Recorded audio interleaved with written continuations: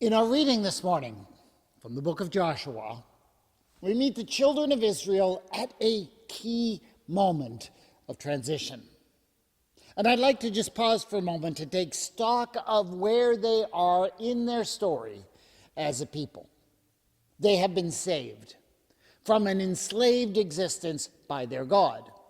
They have been given a new identity, have been transformed from being Pharaoh's workforce to a people called by the name of their God. In addition, God has given them a law to live by. To put it in terms that maybe we can relate to, God's given them a constitution. And their shared experiences, both having escaped Egypt and having struggled through the trials and tribulations and the battles of the wilderness wanderings, have forged them into a united community with a shared national story. These are all things that create a sense of nationhood. They are the things, for example, that give us a shared understanding of what it means to be Canadian. A name, a constitution, a set of laws, a national story. And God has done all of this, and in addition to saving them, has also sustained them in their wanderings. This sustenance consisting of a regular provision of food. And this manna, as they experienced it, was heavenly food that they did not have to work for. It has simply been provided for them. But in our reading this morning, we are told that God does one more thing for them. One more. And it happens once they have crossed over the Jordan River and entered into the Promised Land. They arrive at a place called Gilgal, and what happens there seems to be pivotal, momentous. But what exactly does it mean? God says this: "Today I have rolled away from you the disgrace of Egypt." What does that mean? What is this disgrace? The Hebrew word that is used there is herpat. And it's a word that appears a few times in the Old Testament and can be translated in various ways. Sometimes it's translated as disgrace, as here. But when it's used more actively, it can be translated as abuse, taunting, or scorn. So it basically is a word that indicates that somebody is disrespecting you, either denigrating you or maybe laughing at you. So what this is saying, therefore, is that despite what God has done for the children of Israel, they are still not being respected, at least as God feels they deserve to be respected. They are being mocked and taunted by others. And I can just imagine it, can't you? You're just a bunch of former slaves who've banded together, people were saying. You're not a real nation. And so as a final gift, a cap to their wilderness wandering, God rolls away all of that abuse, scorn, mocking at a place called Gilgal, which not coincidentally means the place of rolling. To put all of this into terms that maybe we can relate to, I'm going to invite you to imagine a completely ridiculous scenario happening today. We are Canadians.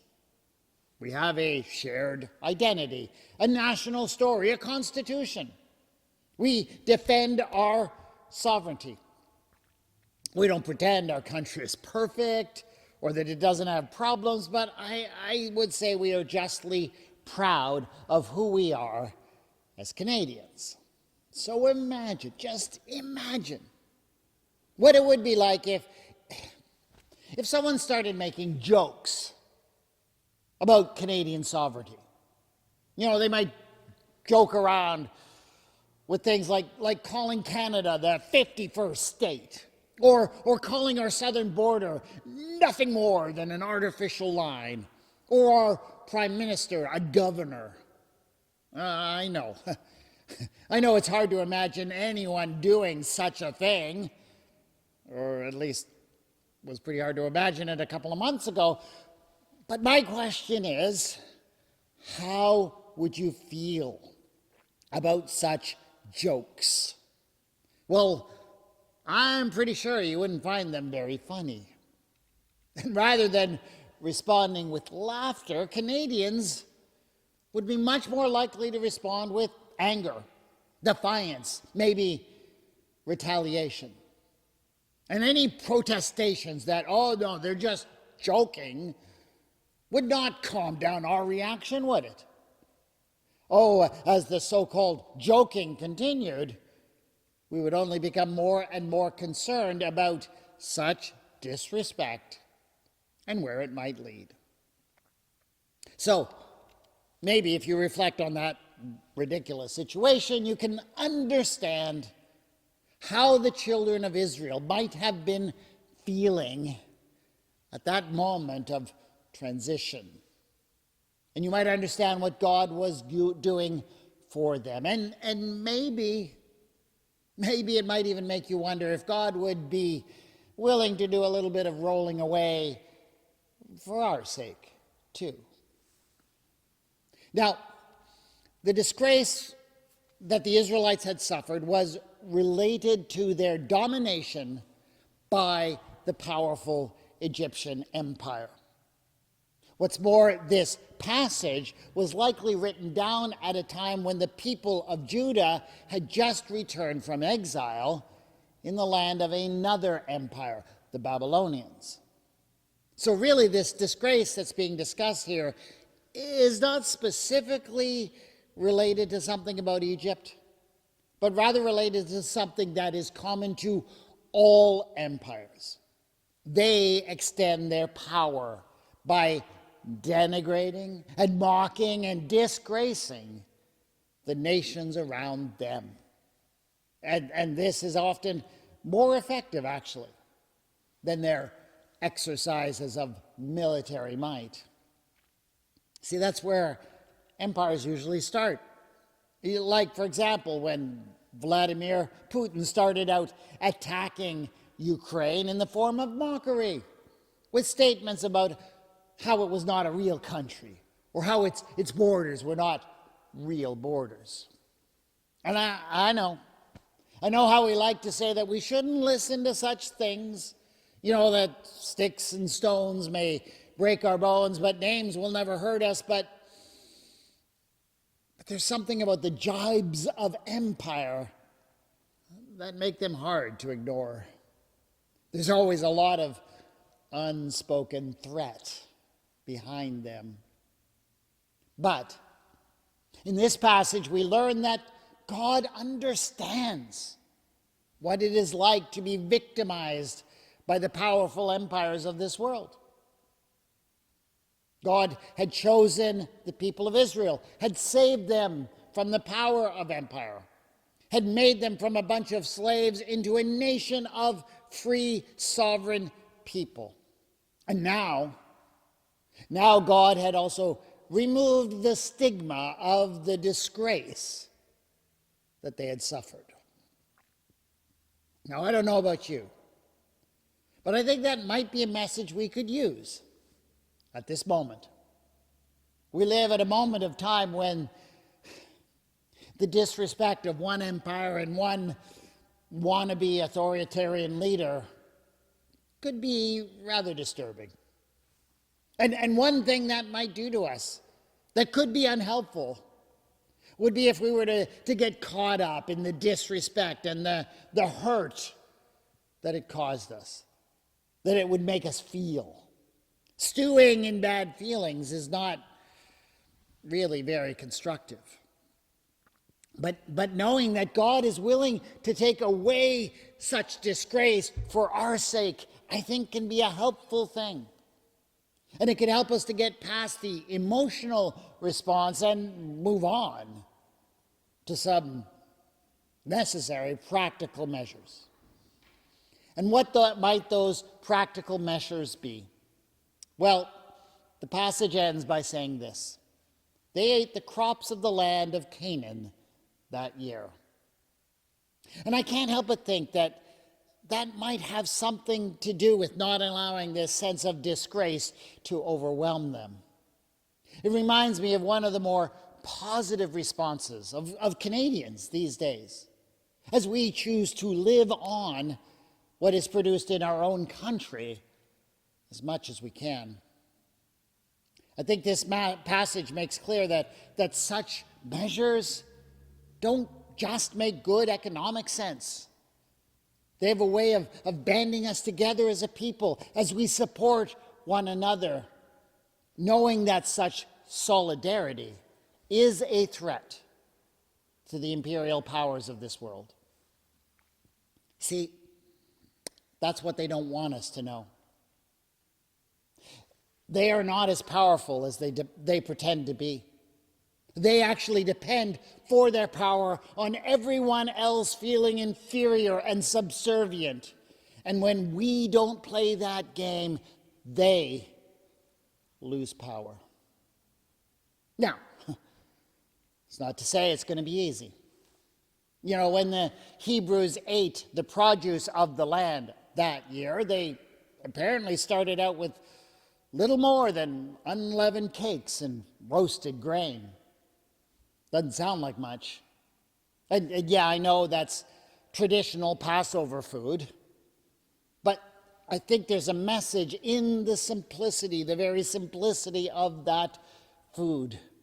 For when we choose to support one another first, that may come with a lowering of standards that we once enjoyed while under empire's wing.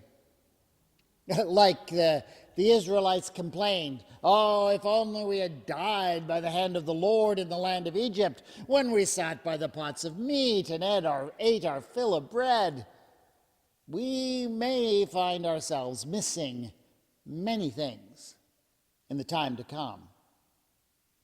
But don't forget that independence and sovereignty have a bit more value than just pots of meat. And so I do see this passage from the book of Joshua as speaking to us in this moment. And given that we're in such a fraught political situation right now, it actually might be kind of hard to approach this story as anything but Canadians right now. But actually, there are other ways to interpret and apply this passage that I would like you to take away and think on as well. Because I think this idea of eating the produce of the land is something that may apply to your personal life as well. See, it is so easy for any of us to just fall into the habit of relying on some outside energy to direct and define our lives. And when that external energy is with you in a mutually supportive way, you know, like in a good marriage or in a relationship with a loving God, that can absolutely be a beneficial habit of your life. But when that energy is dominating and controlling, when it has an empire energy to it, that is another story. That's what happens when people fall into addictions, when they get caught up in high control religious systems or in codependent relationships. And that can be destructive. That can cause disgrace in that it keeps you from being who you have the potential to be. But this passage is here to comfort you if that's what you are dealing with. For God stands ready to roll away the disgrace of empire that rules over your personal life. And yes, that may not be an easy process. You may find that you need to concentrate more on the produce of your own life for a time in order to develop independence. And that might be uncomfortable. It may even mean you have to subsist for a time on unleavened cakes and roasted grain. But the work is always worthwhile. In the words of the Lord to Joshua, God promises to work with you.